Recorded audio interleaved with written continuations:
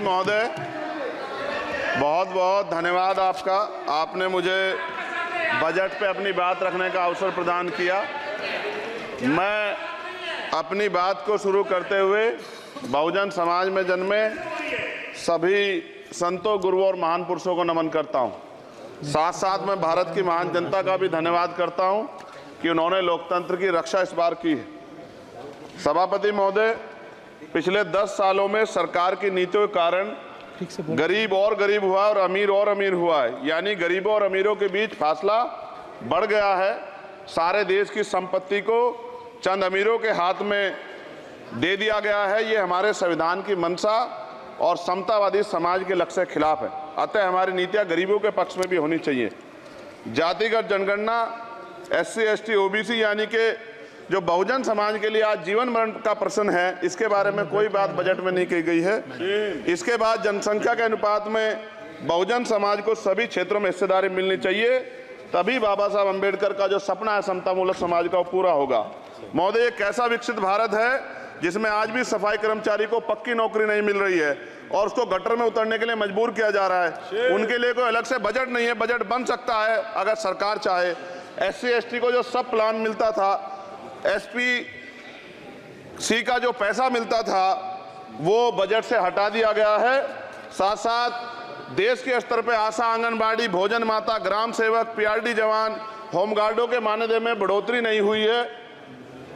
ऐसा कुछ भी नहीं दिख रहा है कि उनके जीवन में खुशहाली आ जाए। इनका मानदेय बढ़ना चाहिए। विधवा, वृद्धा, विकलांग पेंशन प्रत्येक महीने 500 रुपये से बढ़ाकर 5000 रुपये की जानी चाहिए, क्योंकि महंगाई बढ़ रही है। देश में प्रधानमंत्री जन कल्याण योजना के तहत SC, ST, OBC और मुस्लिम को कितने घर दिए गए, इसका कोई आंकड़ा सरकार के पास नहीं है। देश में इसी तरह SC, ST, OBC के लिए कितने परिवारों को शौचालय की व्यवस्था कराई गई।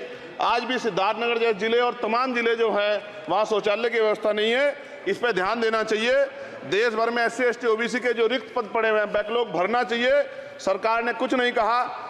ये कैसी विश्व की 5वीं अर्थव्यवस्था है जिसमें आज भी SC, ST पर अत्याचार हो रहा है, महिलाओं के साथ रेप हत्या हो रही है। NCRB का डाटा पढ़ेंगे तो खून के आंसू रोने पड़ेंगे। युवा बेरोजगार है, सड़कों पे 80 करोड़ लोगों को 5 किलो राशन में जीवन यापन करना पड़ रहा है।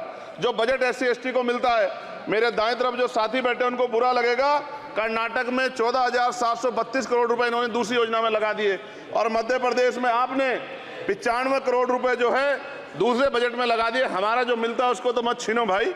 MSP की लीगल गारंटी कोई बात नहीं हुई है। किसानों को जो 6000 रुपये मिलते हैं उसको बढ़ा के 12000 रुपये करना चाहिए और फसल बीमा जो है उसका सारा प्रीमियम सरकार भरे, किसानों पर बोझ ना लगे। रिजर्वेशन प्रमोशन में लागू नहीं किया गया, पुरानी पेंशन को बहाल नहीं किया गया, इस पर चर्चा नहीं हुई। देश में मनरेगा समय न्यूनतम मजदूरी की दर 700 रुपये होनी चाहिए। समान काम समान वेतन पॉलिसी लागू होनी चाहिए।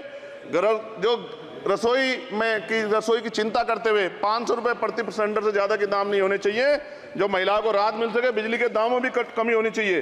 बेरोजगार युवाओं को 5000 रुपये भत्ता मिलना चाहिए, जो बेरोजगार युवा जो है अपनी पढ़ाई या अपना खर्चा उठा सके।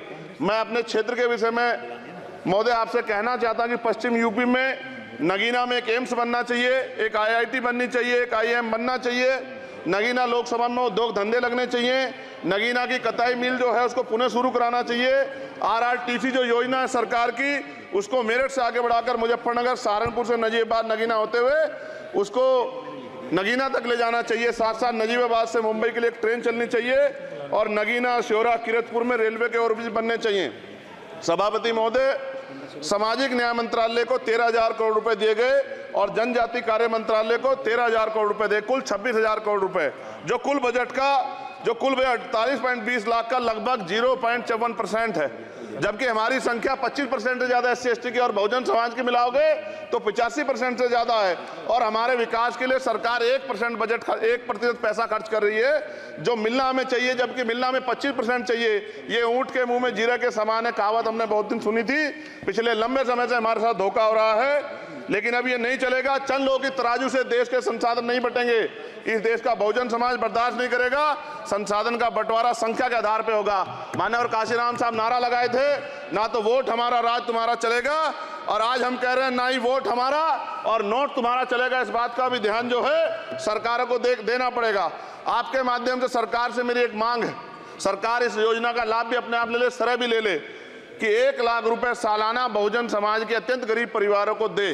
10 लाख करोड़ रुपए खर्च होंगे, लेकिन इस 1 लाख रुपए की योजना से एक झटके से एक परिवार गरीबी की रेखा से ऊपर आएगा और इनके बच्चों को कुपोषण खत्म होगा, अच्छी शिक्षा मिलेगी, महिलाओं को सम्मानजनक जीवन मिलेगा और इससे वास्तव में सबका साथ सबका विकास का नारा सार्थक होगा।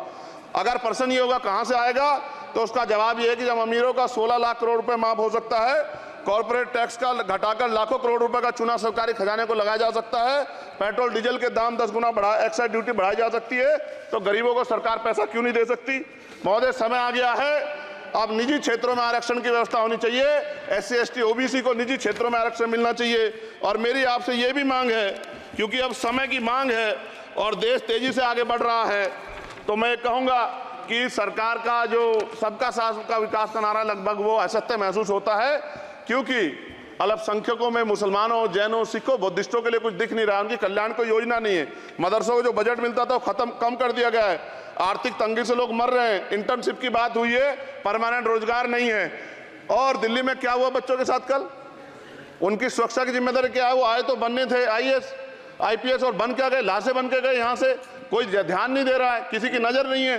साथ साथ मैं आपसे ये भी आग्रह करूंगा कि हम ग्रामीण क्षेत्रों से आए लोग देश से बड़ा प्रेम करते हैं और हम ये महसूस करते हैं कि सरकारें हमें सुनेंगी, सरकारें हमारे बारे में सोचेंगी, लेकिन ऐसा महसूस हो जाता है आज़ादी के 75 साल बाद, और जिसको अमृत काल कहा जा रहा है, आज भी SC ST OBC के लोगों पर अत्याचार हो रहा है। अभी 2 दिन पहले गोली से उड़ा दिया गया गाजियाबाद में और राजस्थान में गर्दन काट दी गई। ये घटनाएं देख कर डर लगता है, घर से निकलते हुए भी कि आने घर वापस लौटेंगे नहीं लौटेंगे। तो मेरा सरकार से आग्रह है, अगर आज़ादी के 75 साल बाद भी हमारी हत्या हो रही है, तो हमारी मां को भी दर्द हुआ होगा जब उसने हमें पैदा किया हो, हमारी बहनों को भी हमारे खोने का दर्द होता होगा। कैसी कानून व्यवस्था है आपकी, सब कुछ है आपके पास, फिर भी जो है महिलाओं पर रेप नहीं रोक पा रहे हो, हत्याएं नहीं रोक पा रहे हो, गरीबों, दलितों, पिछड़ों, किसानों, मजदूरों की जान नहीं बचा पा रहे हो। किसान सुसाइड कर रहा है, नौजवान सुसाइड कर रहा है, और बड़ी बड़ी बातें होती हैं, इधर भी अच्छे लोग हैं, इधर भी अच्छे लोग हैं, लेकिन अच्छाई तब होगी जब जमीन पे भी कुछ काम दिखाई देगा। और जमीन पे महोदय कोई काम दिखाई नहीं दे रहा है। जब कोई योजना की बात आती है तो सरकार हमसे मुंह मोड़ लेती है। आप बताइए, एजुकेशन का बजट कम कर दिया, हेल्थ का बजट कम कर दिया। मैं अपने क्षेत्र में गया तो आप विश्वास कीजिए, डॉक्टर नहीं है, स्कूल में मास्टर नहीं है, और कोई भर्ती ऐसी नहीं जिसका पेपर लीक नहीं होता है। तो देश किस तरफ जा रहा है और इसमें नौजवानों का भविष्य क्या है, इसके बारे में हमें चिंता करनी चाहिए। और अंत में अपनी बात को खत्म करते हुए मेरा आपसे आग्रह और आपके माध्यम सरकार से आग्रह है कि यहाँ बाहर बाबा साहब अम्बेडकर की मूर्ति लगी हुई थी, एक वो करोड़ों लोगों की आस्था से जुड़ा विषय है, और आप विश्वास करो इतना गुस्सा है उसको लेके। मेरी आपके माध्यम से मैं हाथ जोड़ता नहीं हूं, लेकिन मैं हाथ जोड़ के आपसे आग्रह कर रहा हूं कि प्रधानमंत्री जी, सरकार से हमारी आग्रह कि वो अम्बेडकर वादियों के सम्मान का ध्यान रखते हुए, उनके जो है दिल की पीड़ा को समझते हुए, उनके दर्द का ध्यान रखते हुए उस मूर्ति को पुनः स्थापित करा दीजिए। अगर इसमें कोई राजनीतिक कारण अलग बात है, लेकिन मैं कंक्लूड कर रहा हूं। मगर मैं आपसे कहना चाहता हूं, इसमें बहुत गुस्सा है। जिस दिन अम्बेडकरवादी गुस्सा हो जाएगा, वो फिर इस सरकार को जो 24 में आ गई है, वो आने वाले चुनाव में ऐसा सबक सिखाएगा कि दोबारा पलट के नहीं देख पाओगे। तो मैं आपका धन्यवाद करता हूं, और मुझे विश्वास है कि सरकार मेरी बातों पे गौर करेगी और गरीबों के बारे में सरकार सोचेगी। गरीबों को this news is brought to by Om Sai jewellers near bus stand Bhumarwin. Available new design golden and silver jewellery. अगर आप भी शुद्ध सोने के गहने व नए डिजाइन के गहने ढूंढ रहे हैं तो आज ही अपने नजदीकी दुकान ओम साई ज्वेलर्स भुमारवी से संपर्क करें। साथ ही जितना सोना खरीदोगे उतना चांदी फ्री, तो देर किस बात की, आज ही संपर्क करें। इनका नंबर है 82 619 70 000।